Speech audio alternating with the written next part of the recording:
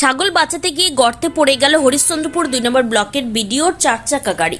ঘটনাটি ঘটেছে আজ বুধবার বিকেল 1টা নাগাদ হরিশ্চন্দ্রপুর গ্রামে 31 নম্বর জাতীয় সড়কে গাংনদিয়া এলাকায়।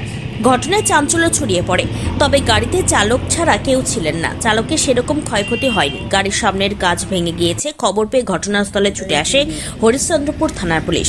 আর্থ মুভার দিয়ে গাড়িটি উদ্ধার করা হয়।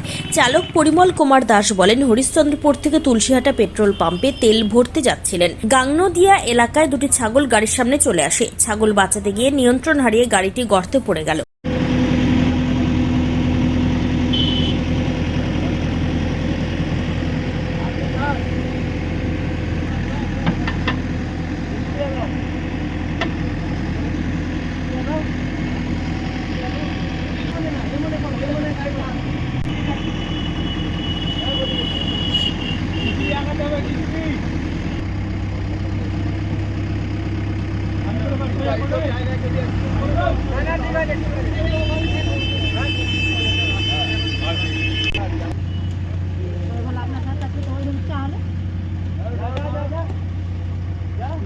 ছাগল বাঁচাতে যে মারলাম গাড়ি ট্রেনে গাড়িটা কোথা থেকে নিয়ে আসছিলেন?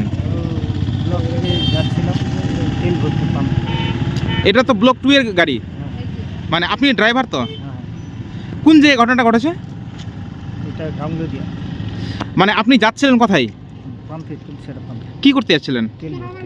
তারপর হঠাৎ করে এই ঘটনা কি করে হলো? দুটো ছাগল বাঁচাতে যে ব্রেক করেছিলেন, ব্রেক করেছিলাম, গর্তে নেমে গেছে? গাড়ি ঘুরতে।